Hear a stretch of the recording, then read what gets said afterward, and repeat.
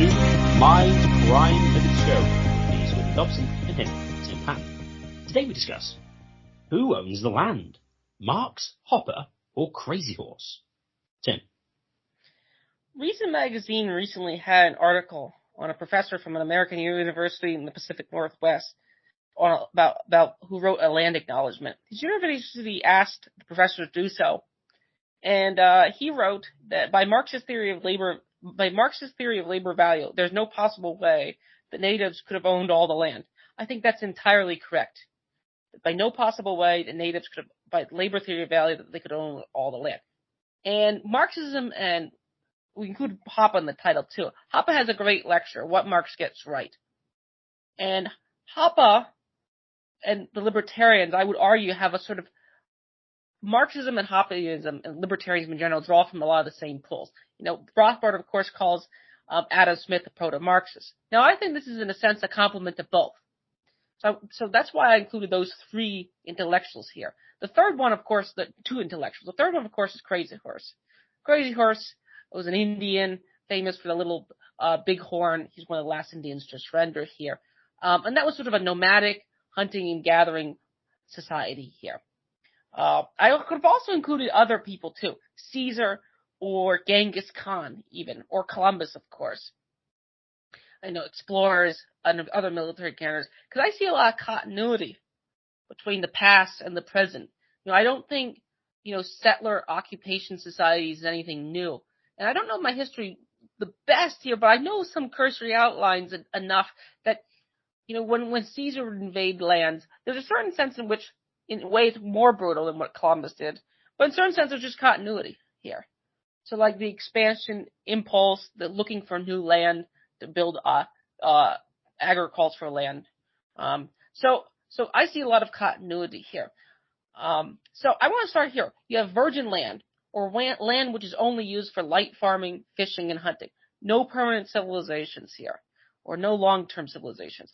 I'm well aware, by the way, to go full Graham Hancock, that there was a fairly advanced civilization in South and Central America. That's a different case here. But that's more what Columbus, Cortez encountered here. And interestingly enough, they used native allies to defeat the centralized civilizations, along with disease. You can go full Jared Diamond. You can go full other things too. Smallpox. Maybe Cortez should just stay there for 15 days to isolate themselves. LOL. But the land that the Puritans in the North, the Massachusetts Bay Colony, those groups encountered was much more nomadic in a lot of ways. There was some civilizations there as anthropologists, but by and this was born out of the Sam Cedar Walter Block debate. By a certain year, the European part of North America outnumbered the Native Americans. Now, it's hard to know when that exactly occurred. So if you just want to take a utilitarian basis for land ownership, which sometimes left libertarians will do in immigration debates, will say, well, United States has lots of open land, so we should be open borders. And same way with Australia. But that's also true during the time of Columbus, during the time of, Pocahontas, during the time of, John Smith, and, those times too. It's in a way more true in that time. So you have this land, and then certain groups show up and build roads, factories, mills, all sorts of things, industrial civilization that are built on top of it. Who owns the land to begin with? Again, to start with the beginning, by Marxist analysis, Marxism has a lot of labor theory of value. The fact that if Marxists want to claim that the laborers own the factory, okay, we'll grant them that. But in this context, the natives would be, in a sense, the absentee aristocratic landlords of a kind here, because they didn't really build that factory. It was the workers who built that factory. Now, if you want to say the slaves owned the plantation, you can't also say the Cherokee owned the plantation here. So if you take Marxist analysis seriously and you take it down to the root here, they do have some kind of homesteading claim of your body and your labor. And that's actually, let's go back to Adam Smith here. I think Rothbard is in a sense correct. I think in this sense, Rothbard I like Rothbard, don't get me wrong, but I think this is one of the, whether it's an error of Rothbard or error of libertarians, homestead theory is a good question, but I think homesteading theory is good enough So in my view, the people who have a higher use ought to own the land. Okay, now you could define, what do you mean by higher? Well, you have a hunting-gathering society, and you have someone who wants to build permanent farming, factories, roads, and so forth. And you could go full Ted Kaczynski. But to be fair, the Marxists are very industrial, corporatist type things. Like, Marx's ideal civilization is a very hyper-industrialized civilization, from my understanding here. It's not some primitivist, anarcho, type place. It's going to have factories, going to have tractors, and so forth. And, in this sense, they're improving, they want to improve the land here. So I've identified, and Marx himself was probably a racist European in that sense, Again, I'm not saying it as a feature or a bug. I'm just sort of stating that it is. So I think actually the Reason magazine commentator actually might be correct of what Marx would have actually wrote of land acknowledgments, as their sort of politically correct universities cite them as. So 3 types of clashes. 2 roughly equal on per capita or total levels meet. Okay? So to go back to the continuity here, claim here, if you look at the history, like take Okinawa, here's an interesting thing. I was looking into visiting Okinawa. It turns out they were like an indigenous group in a sense compared to the mainland Japanese. So here's an example where it's not just like the indigenous crazy horse natives that have the this problem. This problem also shows from other sides, like you could think, that are more homogeneous. This also occurs with the south of France compared to Paris. It also occurs with Italy versus Rome and the Papal States. The problem of lesser or indigenous groups dealing with a centralized power which occupies and sort of like homesteads their land is not just unique to North America. Even this occurs, from my understanding, in Britain too. Again, I don't know all the history, but I know at least there are examples outside of the United States, Australia, and Israel where this happens. By superior, I mean power. You have weapons and tools that are better, that kill more buffalo or kill more natives. As Philip Sheridan, who went from hunting Robert E. Lee down in the Virginia Valley, has said the only good Indian, the dead Indian. Philip Sheridan, he was one of Sherman's best generals in the U.S. Civil War. So my general argument is that, with respect to settlement here, that the claims are much more just than they're made out to be. If land is super abundant, and the natives have a dodgy claim to owning the land to begin with, okay, then of course they should trade them for beads or tools or stuff like that. Of course they should. This is patently obvious here. And the Marxists should actually be in favor of the Marxist propaganda should be in favor of not the natives. It should be in favor of the non-natives in this case. I know, I don't want to drone that point too much here, but I do think that needs to be stated here, because that's how I started this thing. So with it, what do you think overall on my thing? I'll bring up the 2 other things here. A superior civilization meets an inferior, or a superior civilization meets a less than, somewhere in between. This is more of a case with like the European and Japanese contests when they did their colonial empires, where it wasn't as big of a disparity. And again, some people would say would bemoan me for this, but this is just sort of effective power, where groups with good weapons encounter lesser groups, and they're willing to win it. It's going to be over. Now, if you want to bring up the cases, well, there are examples of like the Viet Cong defeating. Yeah, of course. Although they did have aid from the North, and there was the advent of nuclear weapons and other things. There are examples of quote unquote primitive societies defeating. Okay, so there are cases of that. I don't deny that. But in general, it seems to be in the Star Trek format almost that when these conflicts happens, this is what happens. So what do you make of this? Who do you think should own the land? What about homesteading theory itself applied to here? Swithin? Well, homesteading, I think, is precisely the point. And what we really need to get down to here is what is effectively just just land acquisition. Now, obviously, the Rothbardian position is sort of homesteading. Then the question arises, though, did the Indian tribes do enough, as it were, to consider it homesteading?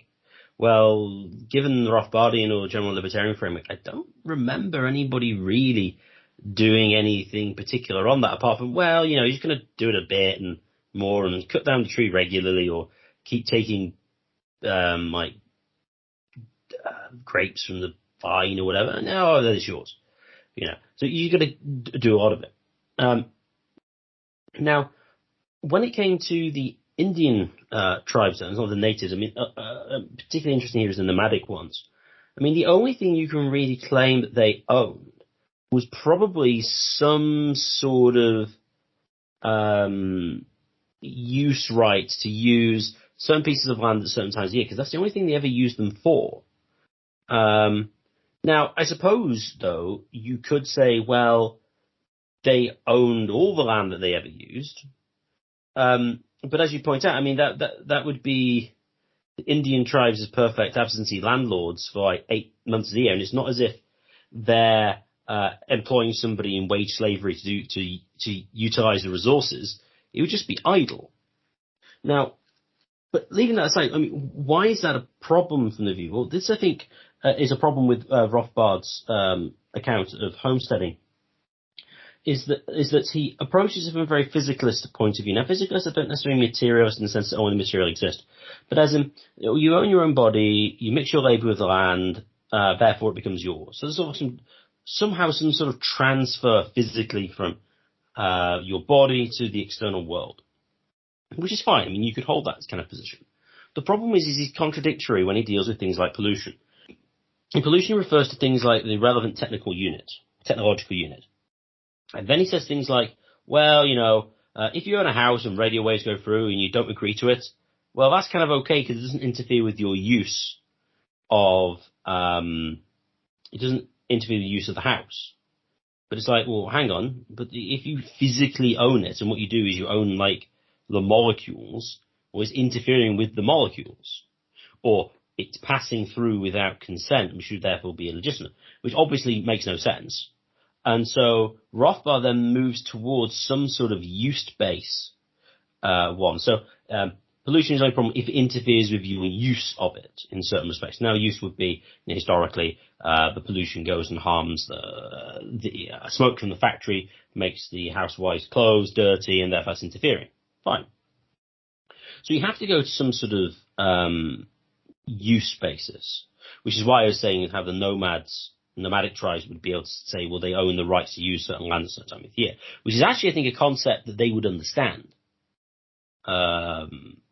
Whether they understand permanent property ownership is another question, but that's certainly, I think, something they could easily have understood.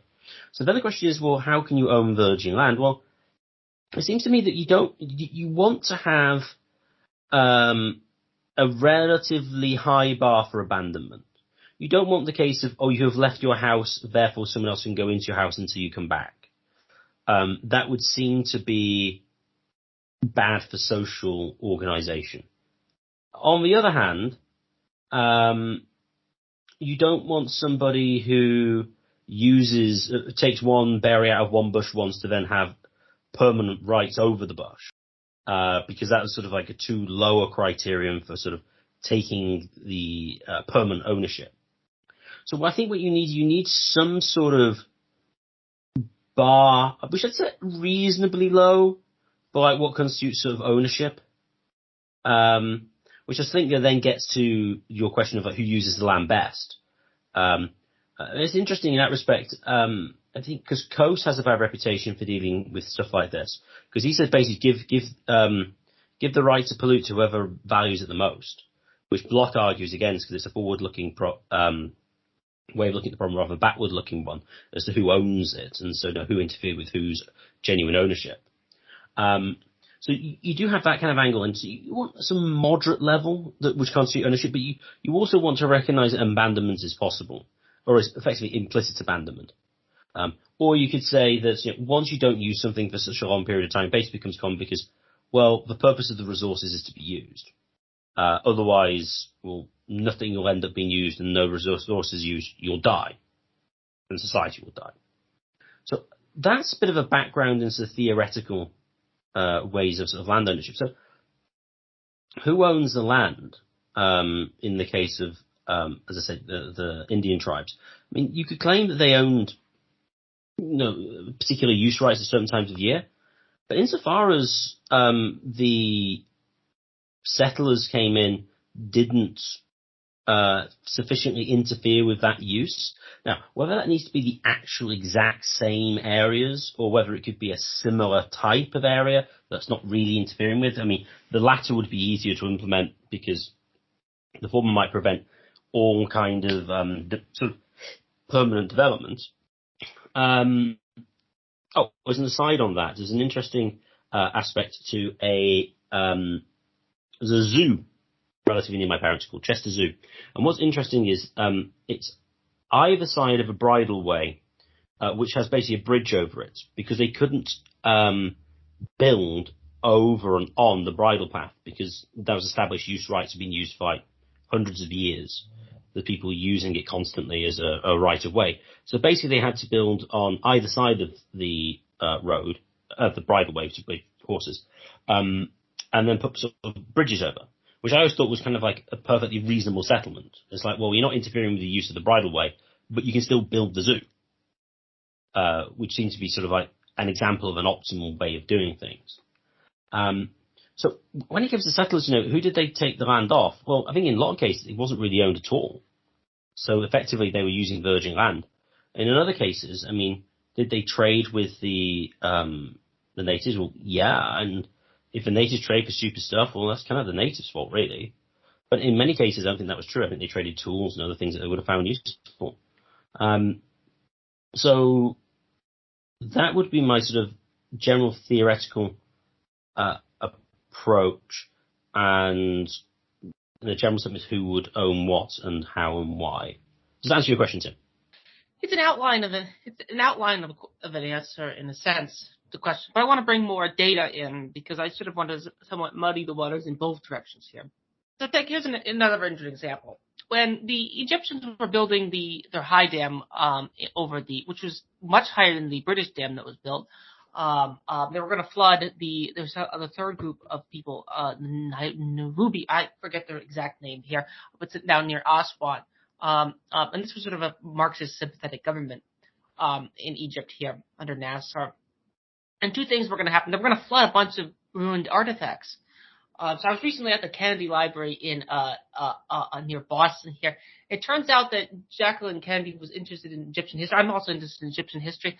And some of the museum pieces they picked up, so they sent people over there where it was going to get flooded and just basically took. Now the current existing government approved of it. They basically took artifacts that were going to get flooded or moved them. So in this case, the best use of this land, in my opinion, the best use of these items are not the people that happen to be there. It's the people who are going to take care of them in a sense. The same thing applies to other historical artifacts in this regard. But going back to the question of land here, the land, you made a comment that like land, you have artifacts, but you have land. Okay, so the land itself, you said, how can someone own virgin land? I think that's sort of like a four-sided triangle. Someone might be able to own an artifact, because an artifact is, by definition, of human design or production. But land, virgin land, by homesteading theory, I don't think someone can own virgin land.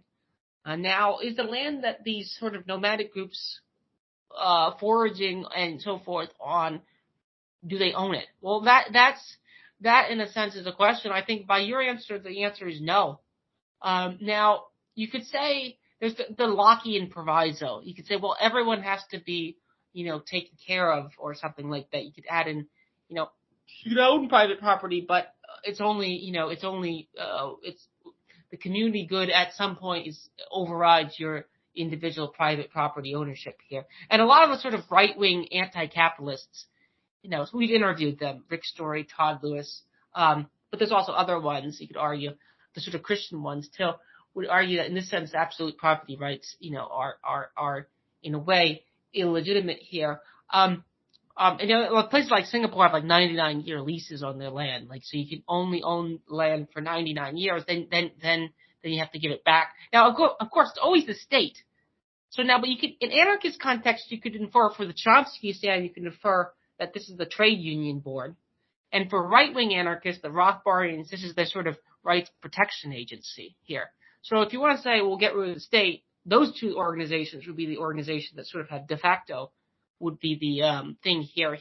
So I would say you're coming, but who owns virgin land? No one owns virgin land here. I mean, we sort of see this with Antarctica in a way. In a sense, no one owns it here. It was the continent on the south, or you see this with like Siberia and the northern areas too. Like when explorers would send ships down there, they would just set up as if they just set up research stations and so forth on these various areas. And like since no one was there, no one really cared. But this was also true when like Columbus, Cortez, the Puritans and so forth. And then they encountered groups there. So in my opinion, this is just a class of civilization, and then in some sense, the quote unquote weaker civilization. I mean, by a Christian ethical position, this is where things get really interesting here. Speaking of muddying the waters, we have groups like the Senegalese, for example, Sentinelese. But in a sense, speaking of zoos, you brought up a zoo. In a sense, I think you could argue that they're kind of zoo animals by the government. They sort of have like a ring around their island where no one, like Christian missionaries sometimes get arrested for trying to enter here. So you could, speaking of zoos, like there's a way in which you could zooize certain groups of these people here. But is that for one thing, what's oftentimes missed, there are indigenous people who actually like, this also occurs in Israel-Palestine conflict. You have Arabs living in Israel who actually like the existing Israeli government. You also have Native Americans living in, so to speak, who prefer who are basically functionally American or functionally Australian in their, mannerisms and culture for that matter. So you have that thing here. But you gave an answer here. What do you make of my particular examples here? And what do you make of my comment on the inability to own, the de facto, seeming contradiction of owning virgin land? Would you say that land is virgin, Swithin? Well, no, clearly you can't own virgin land because insofar as you've owned it, it ceases to be virgin. So that's true. It was probably the way I phrased it. What I meant to say is, how can you emborder a virgin land? How can you emborder land which previously is unused and then bring it under your own use? That's what I was really doing. So one of the specific examples you mentioned was interesting is the Aswan Dam, because one of the most difficult things they did there was building the Aswan Dam. They had to move a massive temple called Abu Simbel, which has 4 65 feet high statues of Ramesses II, and it was going to be flooded by the Aswan Dam. So they picked it up and moved it 200 meters, so it wasn't flooded. Now, obviously, as to who you could claim owns Abu Simbel is another question. But that was certainly a solution, certainly a solution to the problem. And you are right as well with the respect to the Arabs living under Israeli rule and stuff. I mean, the interesting thing though, when you say the Arab under Israeli rule, is you could make a distinction between in which political jurisdiction you exist and also what property you kind of own. So, for instance, then you get into sort of deep questions as to, in which political arrangement you exist in is going to determine what your ownership consists of. Because nowhere in the world does anybody own things in the way Rothbard said you should own things. That simply doesn't exist. So you could argue that there is some sort of continuum. And also the Arab living in Israel probably wasn't somebody who thought he already owned some sort of land and then an Israeli settler took it. Well, would he be a settler? enforced immigrant or violent immigrant or something like that. You could describe it as. Political jurisdiction and land ownership, whilst related, are to some extent disentangleable. Which of the examples did you give? I don't remember exact examples you gave. Well, the example I gave is that if you want to cite the anarchist objection to the state, which is fine, and I think is good enough.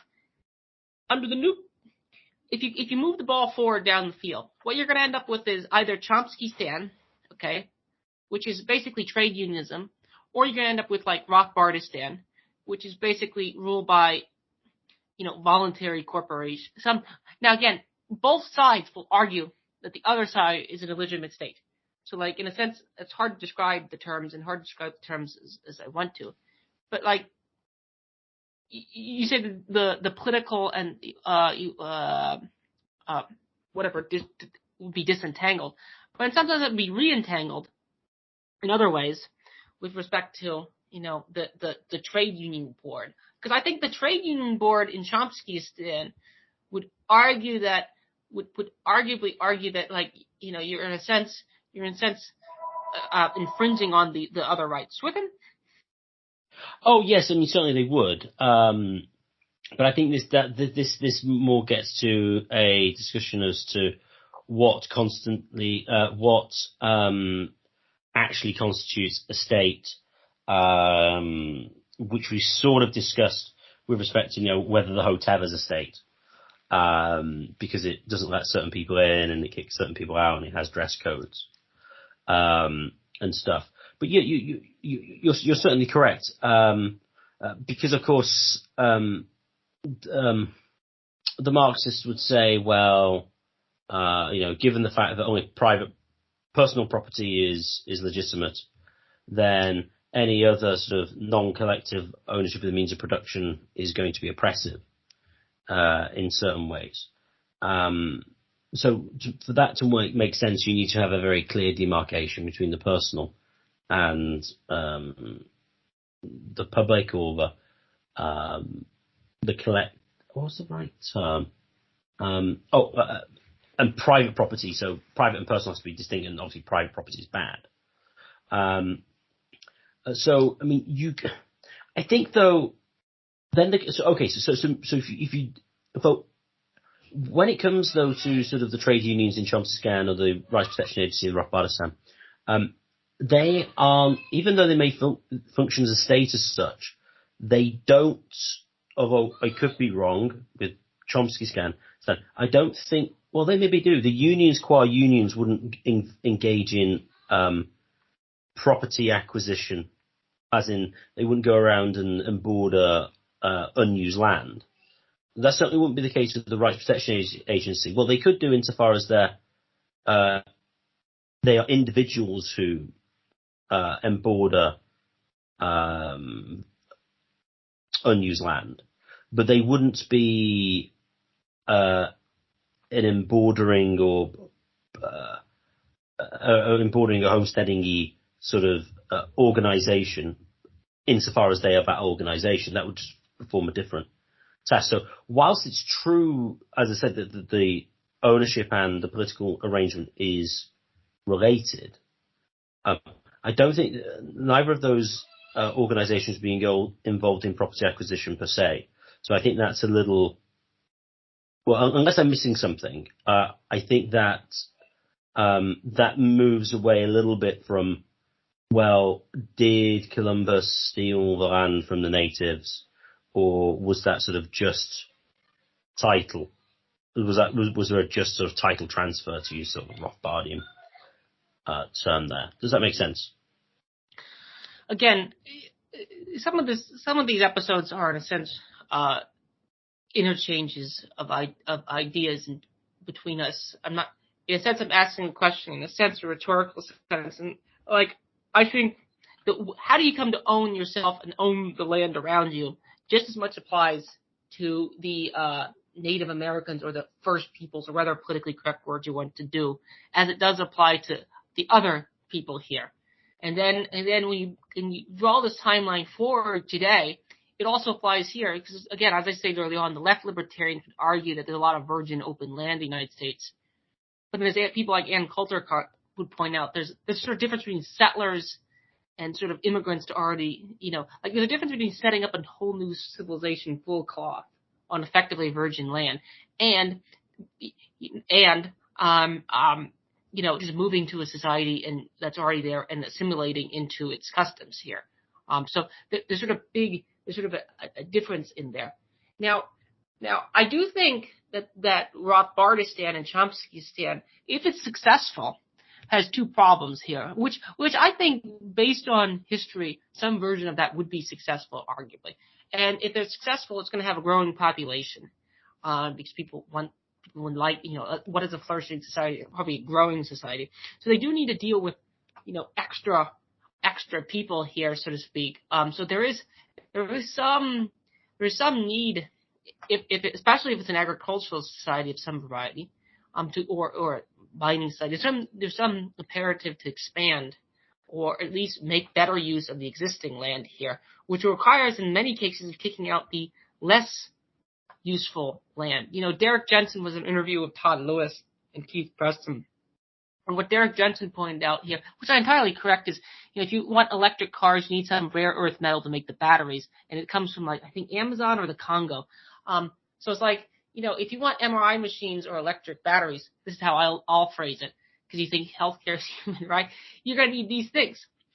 So I'd say in that regard, the mining company is the best user of the land by utilitarian standards here. Now, you could always argue against utilitarian standards, and I'll do that. I'll be one of the first people to do that as well. But if Chomskystan or Rothbardistan is successful, which I think we have every reason to believe it's successful, it's also gonna be a magnet for other people to come there too, much like the Americas were. So in that regard, they do have a problem. Like when we did our punishment episode, round 2, why not just have a penal colony in some section? Well, we effectively have an immigration problem in a sense. So I do think that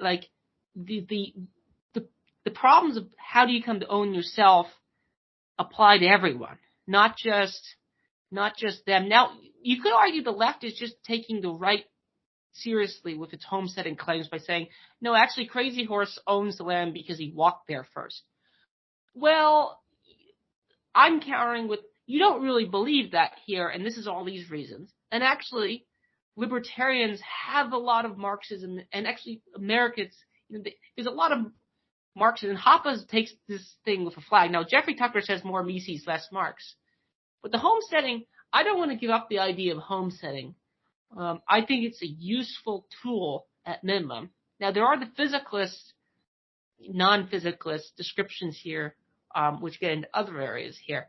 But the land itself, I reckon that the best user of the land is going to own the land and should morally think so too. So I think the sort of guilt imperative should be sort of somewhat thrown away with respect to this. It's like, no, and to push it back to other societies, if you look at the foundation of other societies, the land titles, if you go far back, get very dodgy.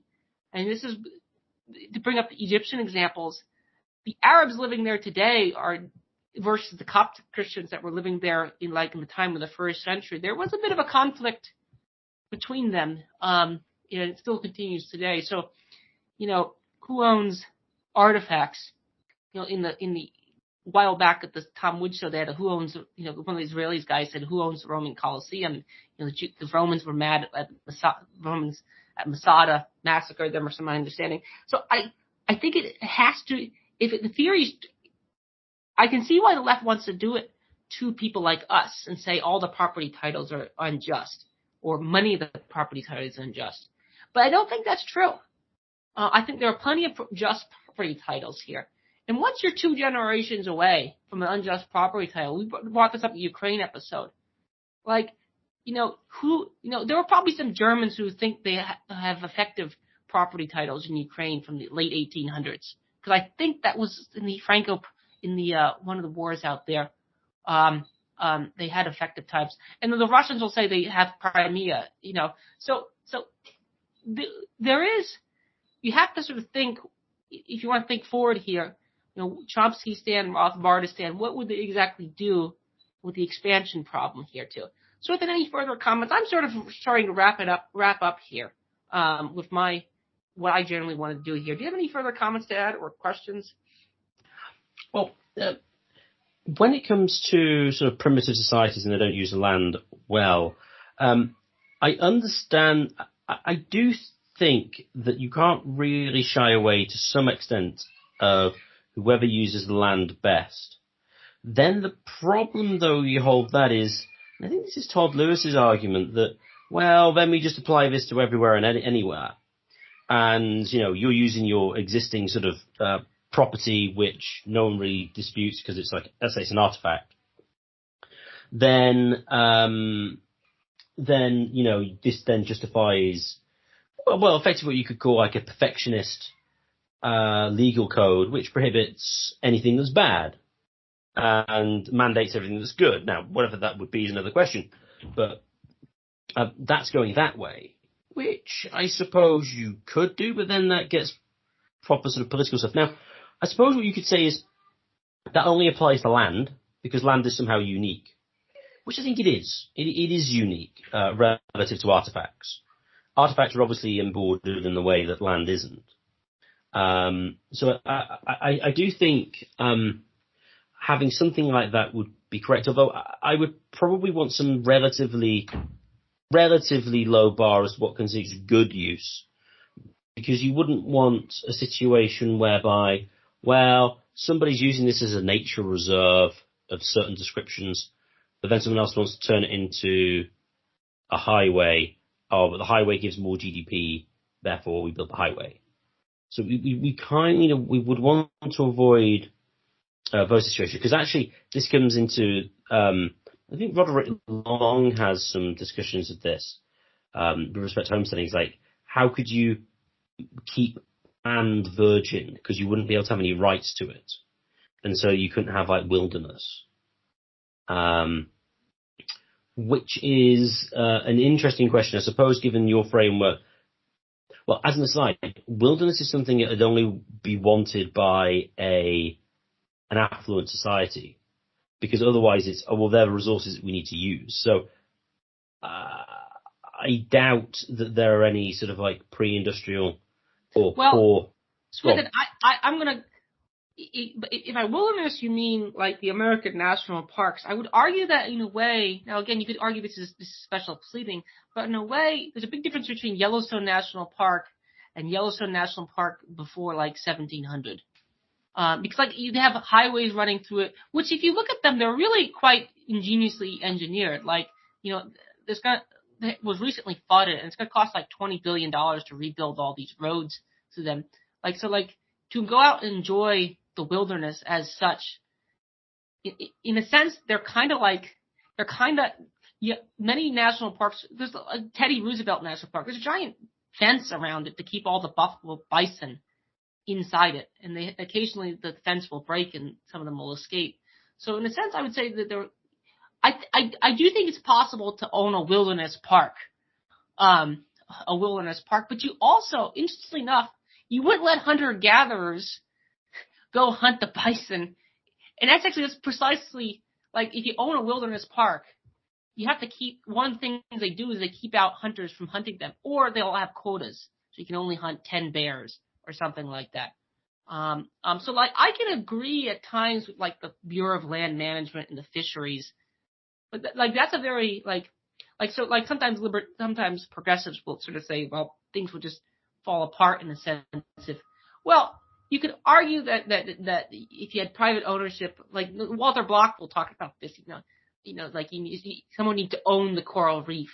Like if the coral reef is a valuable thing, you should just, someone should just, keep the.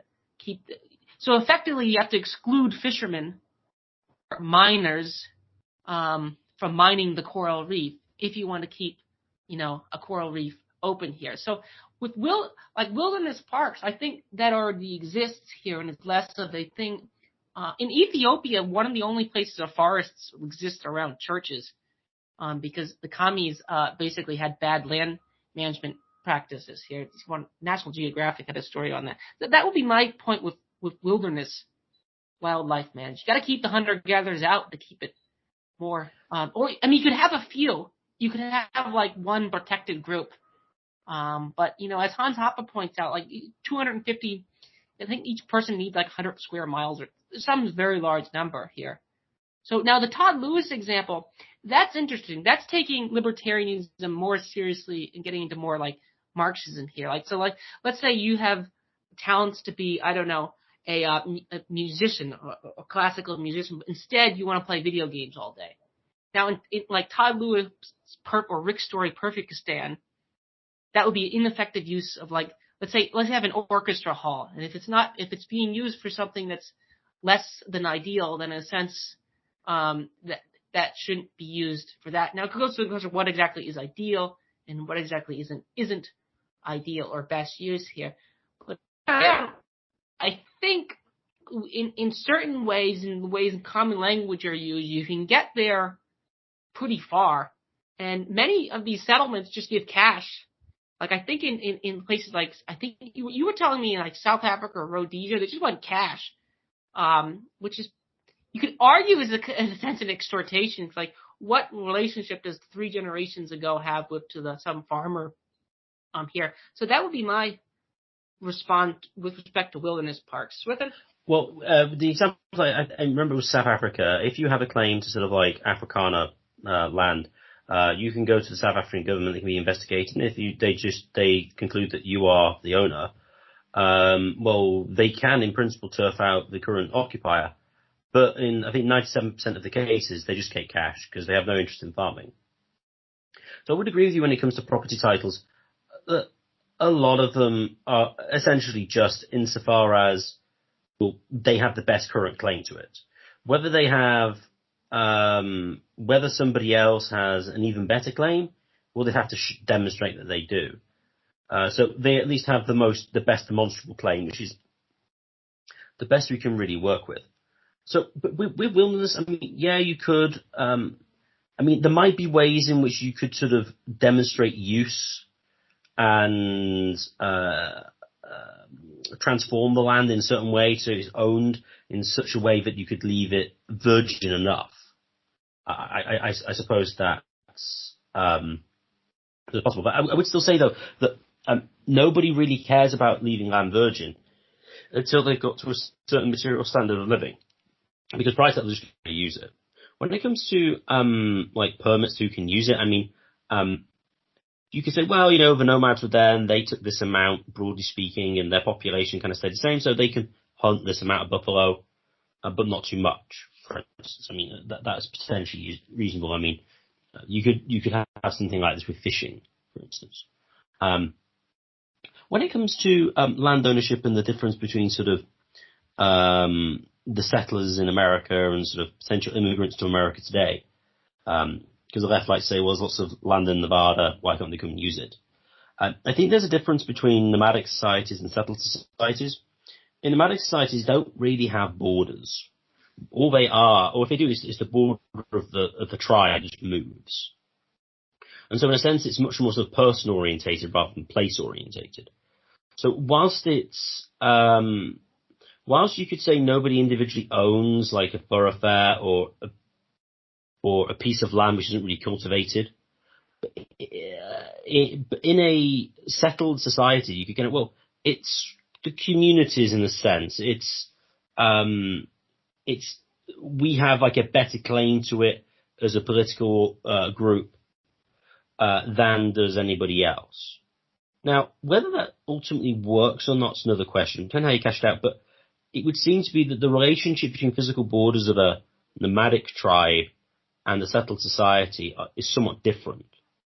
And so the claims that you have over it, or potential claims of various people to it, I think kind of makes more sense. So saying that, we should let everybody into Nevada, I think is disanalogous to the Puritan settlers coming over to America, and actually the Puritan settlers over in America on that basis actually have more right to do so than does any random person going into Nevada.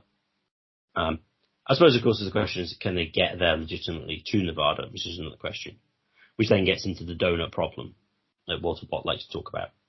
Well, what if you homestead a piece of land that encircles all the other piece of land? Can you stop people going through your land to get to the land inside it? Which Locke says yes, because otherwise it'd be a crime against homesteading. So he effectively acknowledges some sort of thoroughfare sort of right of way, essentially. So those would be my broad cases. So just to reiterate, what I would say is with land acquisition, I think it's going to be some sort of use basis, but you can't have a situation whereby you just leave the property and someone else takes it. There's going to have to be a lot for abandonment, I think, because I think it's clearly obvious you want relatively settled land titles because it makes society and what you can do more predictable, and so it's more conducive to generating a sort of like a flourishing society, which I do think to some extent has, who uses the land better. I think to some extent Rand argued that, or she took the strong position that, well, the Indians have no concepts of property, therefore we didn't take anything from them because they didn't think they owned anything, which is sort of a typical flourish rhetorically from Rand, but I think it has some element of truth.